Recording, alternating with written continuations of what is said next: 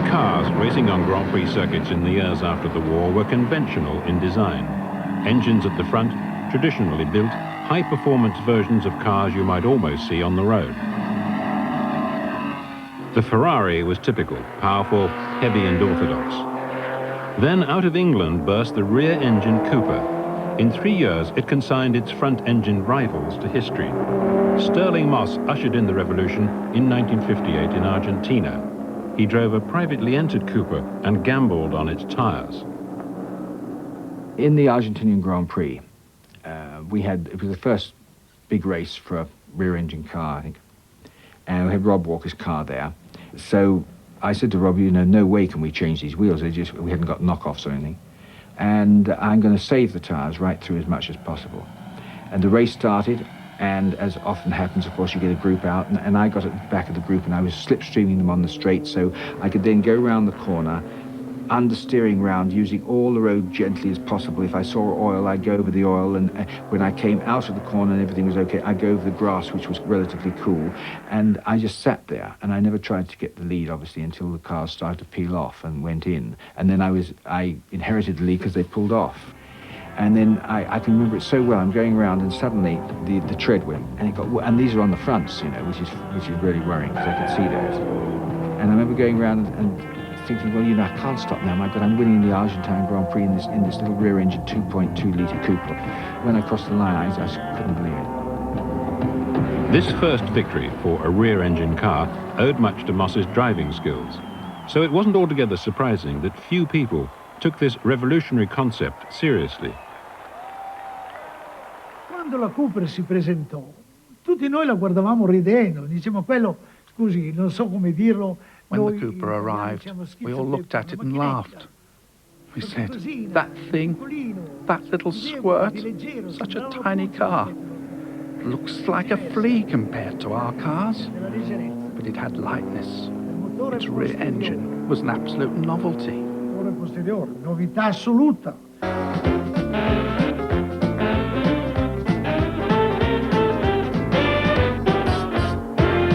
A rear, or more accurately mid-engine car, has several advantages. It's lighter, so it brakes better and accelerates faster. With much of its weight near the centre, it's easier to steer. And with the driver seated lower down, the car is more aerodynamic. The unlikely birthplace of the rear-engine revolution was a garage in Surrey, the workshop of the Coopers, Father Charles and son John. Here, with a small workforce, they turned out simple but winning racing cars. Blacksmith jobs, they were called. John was dismissed as a garage keeper by some of the grander constructors. When the war finished, we decided we'd go into the motor racing with the 500 formula, which was a new formula that was formed with using a motorcycle engine, in other words, like a four-wheeled motorcycle, if you like. And basically, that's the start of our rear-engine car, really, because it has the engine in the back. Norton's originally wouldn't sell us engines, so we bought the whole bikes, the featherbed motorbikes, and then we took the engines out and sold the frames to people afterwards. There was a great shortage of steel after the war, and we bought all the Morrison shelters we could find, by golly. And we used to cut those sheets up and make our wishbone lugs of them, engine mounting brackets out of these sheets. And we used to use the legs to make our chassis jigs and that sort of thing. And also we bought a lot of stuff from, there was a firm in Kingston called Coley's that sold second-hand aircraft equipment, especially aircraft petrol pumps and things like that.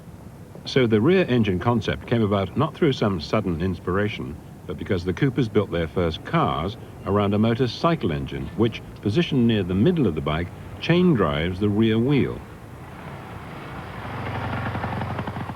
They may have stumbled on their innovative design, but they had the good sense to exploit it. Their early cars dominated Formula 3, the next step was Formula 2, and the goal, Formula 1. They were helped in their task by the arrival of a 30-year-old from Australia, a man who combined an outstanding talent for driving with engineering know-how. Jack Brabham. His technical skills played a vital part in the creation of the Cooper Grand Prix cars. John Cooper was a man who helped me greatly in motor racing here, and We struck up a wonderful friendship together, and it became a team effort between us, really.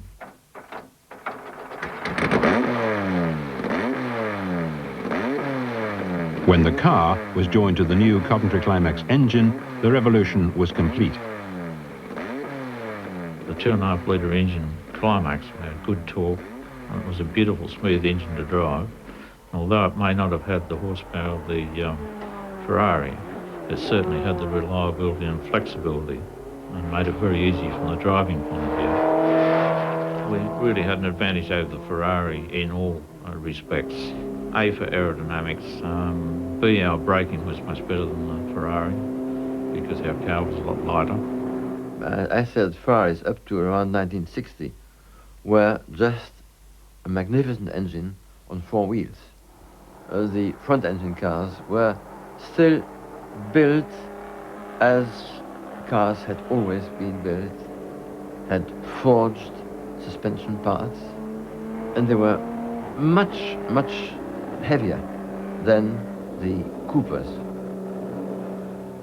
We just used common sense, and what we felt was right was right. And one of our things was we'd made our cars strong so they didn't break. What's the point of spending all the money on motor racing and you don't finish the race? Our whole attitude was to finish the race. In 1959 and 60, they usually finished first. It's Brabham all the way now. The race and the World Championship are his, with just 1 lap to go. And team manager John Cooper welcomes his winner home. But there's something wrong. It's McLaren, number 9, who takes the checkered flag. There's consternation in the Cooper pit. Brabham should have come through first. But Jack Brabham, out of petrol, is still in the race. He's got to push that car more than 450 yards to the finishing line. And that after more than 2 hours of driving at 100 miles an hour. This is the sort of courage that makes champions. Bruce McLaren, in another Cooper, took the checkered flag, but Brabham had already won the British and Monaco Grand Prix, and in 1960 would win 5 more. The other cars roar past, and Jack Brabham pushes his way to the Motor Racing Championship of the world. And now meet, in person, the world motor racing champion of 1959, Jack Brabham, driving his World Championship winning car, the Cooper. Hope you can stop.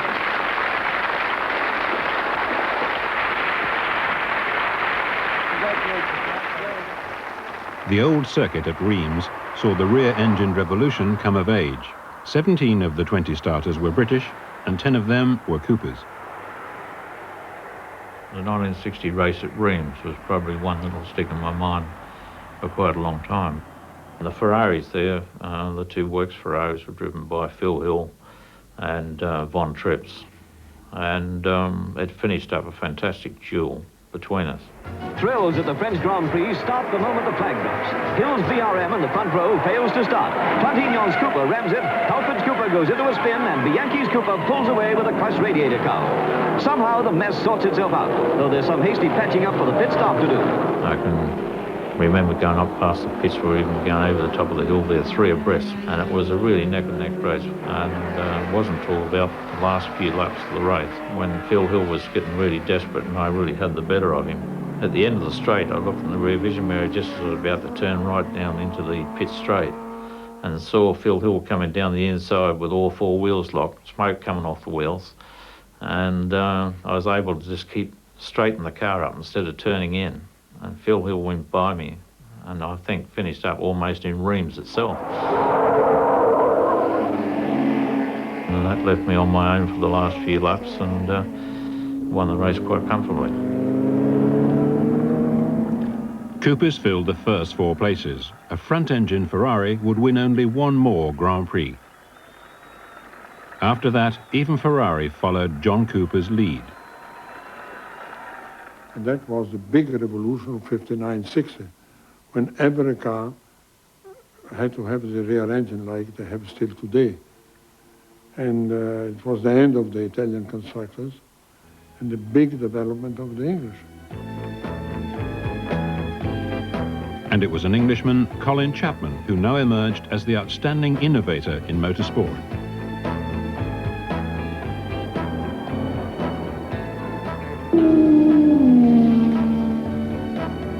Chapman began by setting up his company Lotus, which built competition cars and went on to make road-going sports cars. But Chapman's lifelong passion was motor racing, and his manufacturing company, especially in the early days, was there to support it. Throughout 25 years in Formula One, Chapman died of a heart attack when only 54. He pioneered an astonishing range of innovations. Not all worked, but the many that did created the shape of the Grand Prix cars we know today. Colin was gutsy, and he was very intelligent and innovator. He was a man that he transformed the face of Grand Prix racing in many ways. He was very enthusiastic, obviously, and the people who worked for him were obviously enthused by his total energy and commitment to actually winning. I had great respect for Colin Chapman, the greatest Formula One Grand Prix car designer of all time, I would say. We basically go racing because I like it. I like going racing. I've always been involved in racing. I like the competitiveness of it. I like the comradeship of it. And I also like the technical fallout that comes from it. We do learn a tremendous amount from racing. Two early landmark Chapman cars were the Lotus 18 and the 25. Chapman studied the Cooper design and improved on it. His first successful Formula One car was the 18. Called by one critic a shoebox with 4 dustbin lids, it was still more competitive than the Coopers. Innes Ireland drove for Lotus at the time. He won races in the 18, and in a later version, he even won a Grand Prix. As he helped to make Lotus a name to watch, he experienced the good and the bad of driving a Chapman pioneering car. The Lotus 18 was, it was quite an easy car to drive. Its shape was all wrong. I could never quite understand how Colin didn't finish up making it that shape. It was a bit like a streamlined brick. In the dry, it was absolutely superb and would outhandle anything of that day. In the works cars, we had Colin's own gearbox, which was very, very positive when all the parts of the gearbox were new. Sadly, in those days, Chapman didn't have the money to renew all the parts every race. So as they got worn, I mean, it was quite easy to finish up with a box full of neutrals. The gearbox became a nightmare. It was always referred to as the queer box. The 18 got Lotus off to a winning start in Formula One, but to gain the World Championship, Chapman opted for a radically new car and a young Scots driver, Jim Clark.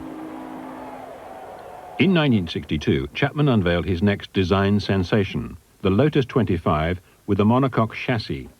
Instead of a frame of tubes welded together, here was a chassis made as a single shell, stronger, lighter, safer.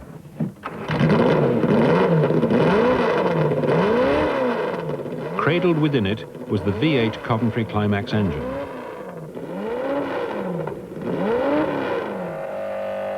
The monocoque design with rubber fuel tanks neatly installed along the sides was soon taken up by other teams. Meanwhile, the Lotus 25, driven by Jim Clark, stormed to 10 Grand Prix wins in 2 years, giving Chapman the first of his 7 World Constructor Championships. Then Coventry Climax gave up making racing engines, and Chapman needed a new power unit. Teams have got to rely on other people providing engines for them. And so here was the new, beautiful, shiny Lotus team that was really not going to go anywhere because it couldn't get an engine. Along in 65 or thereabouts came this opportunity to do this extraordinary Cosworth Ford engine, which remains the greatest racing engine in history, I think. I'd had a great impression of Keith Duckworth because he'd worked with Colin and we'd spent a lot of evenings drinking beer together and arguing about cars and where they were going. And so I went over and I told Mr. Ford that I'd like to have $323,000 for the Grand Prix engine. He said very simply, what will it do? And I said, well, I think it'll win the Grand Prix, maybe more, and I think there's a chance of it winning a world championship. Keith Duckworth and his Cosworth Engineering Company set about designing an engine. The result was this, the ingenious 8-cylinder Ford Cosworth DFV engine. Perfection, and the combination of that remarkable ability, totally applied, is produced over a period of perhaps 15 years. Certainly the greatest engine designer the world's ever seen, maybe ever will see. When Formula Junior was announced, the rules stated that it had to be a production engine. And of the various engines that came along was the new Ford Anglia engine, which arrived just at the time that we were about to start and looked as though it should run to high RPM, and therefore that we should be able to get a lot of air through it and a lot of power. The power output of an engine being the size of the bangs times the number of bangs per minute that you can manage to get. In the car and won first time out, and we never looked back.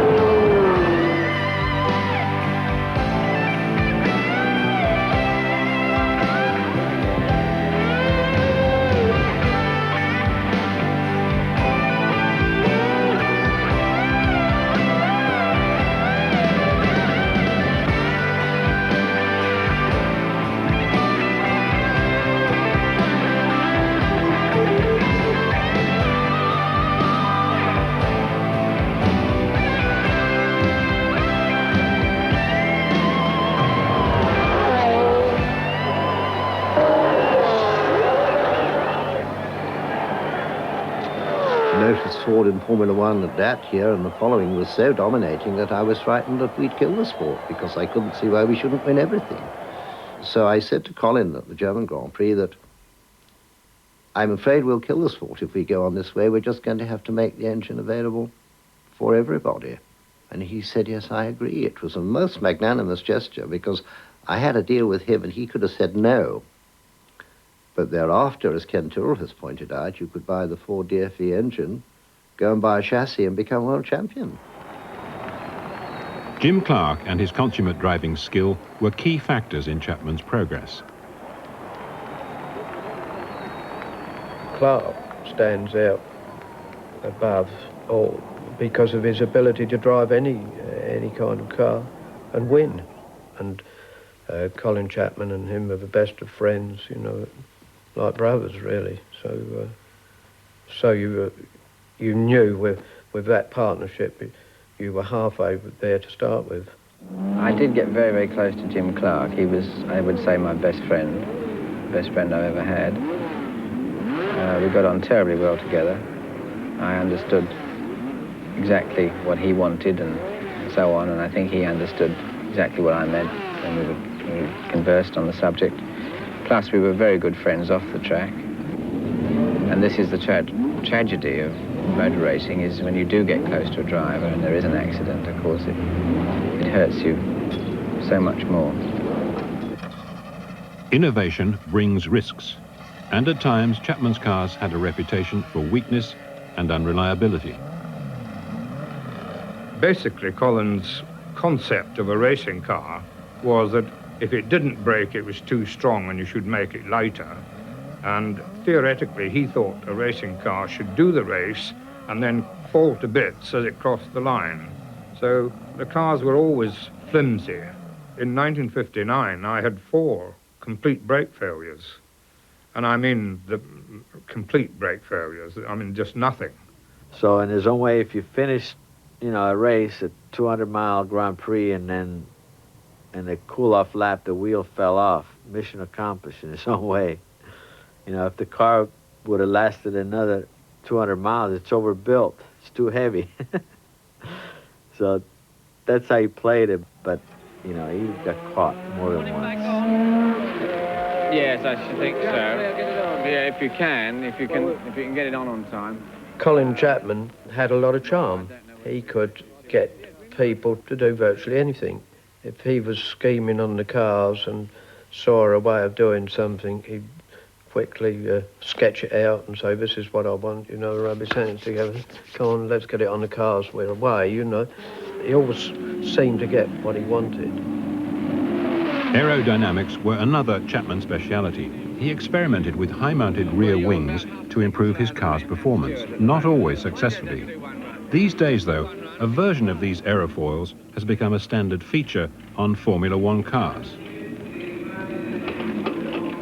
Can we set the slow running up a sniff? How difficult is that? All right, no, we'll do that in the paddock. Right, if you can get out again now. Is it all back on? Right, it's all back on again. Oh, wait a minute. Isn't it quick?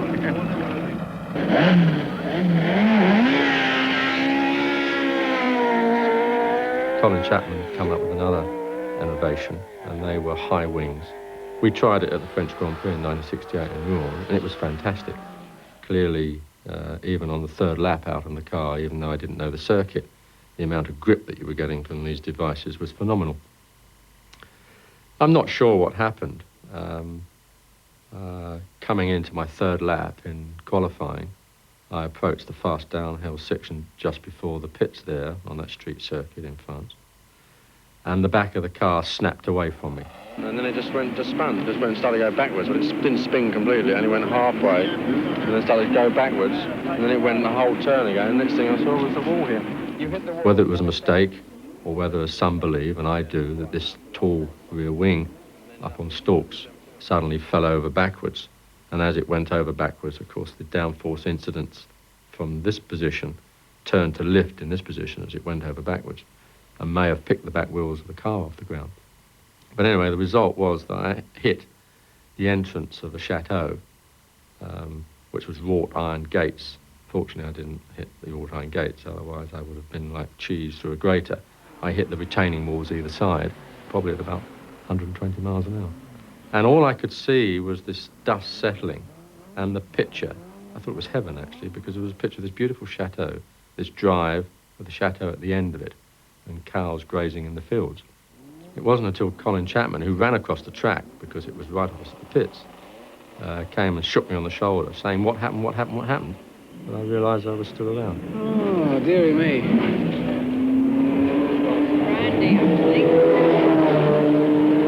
Cool, you were white. You're better now. You were pretty white 10 minutes ago. I think you ought to sit down.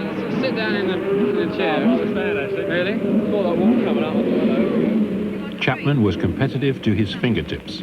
On this occasion, he was quick to try to turn Oliver's crash to his advantage, with some gamesmanship at the expense of his rival, Bruce McLaren. You didn't hit anything, did you? You haven't actually hit anything all the time when it's spun. No, you didn't hit anything. All I'd done was spun at the hairpin. All that slow lap. You see, the whole of the rear suspension is in fact hung on that gearbox. Yeah. And if that breaks, well, that's it. But then they're all on the same basis. Hey, Bruce, look, I think I better tell you, the gearbox bell housing broke, and you know the whole of our rear suspension's hung on the gearbox, same as yours. And it's just broken in half in the middle. You know, the bell housing's got a hell of a load in it, if you think about it. That's all that's happened, it's just broken in half. I'm bringing Graham in, I'm not going to run him like that. You better have a look and see if there's any cracks in your bell housing. Do you think we ought to... This incident demonstrated how sometimes Chapman's innovations were at the ragged edge of technology, but his determination and inventive genius saw him through most problems. These things tended to make you a bit, think a bit, but still you drove the cars as hard as you could, and I always had implicit faith in Colin, purely because of his innovative ideas and appreciation of what went on in a racing car. He had tremendous understanding. At the end of the 60s came arguably Chapman's most enduring legacy. He realized that only sponsorship of his Grand Prix team could pay the enormous costs of running it. His decision may have offended the traditionalists, but it secured the future of Lotus and other teams, and supported Chapman in his ceaseless quest for technological innovation. it is from the sponsors that the money comes. I suppose in crude terms now, more or less, if you think of each start of each Grand Prix, costs more or less £1 million or thereabouts a car. And that money, in the end, has to come from one form or another of sponsorship. And there'd always been sponsorship, in a sense, from the oil companies, from the tyre companies. That gone on since time immemorial, and was really what paid for it at the top level. Then suddenly they brought a tobacco company in, and that changed everything. When the cigarette people, they stopped them advertising on television completely, Colin Chapman took out a competition license in the name of Gold Leaf Team Lotus and sprayed the cars red and white like a gold leaf packet. And really that was the start of real money in motor racing, really. It happened then.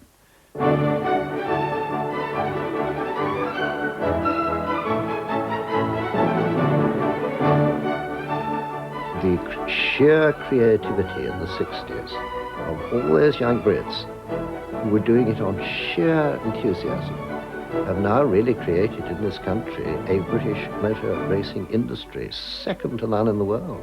Chapman was unique. I think if he'd have been alive now, he would have gone on to have won more Grand Prix, and the likes of Ferrari and McLaren would have been second place to someone like Lotus.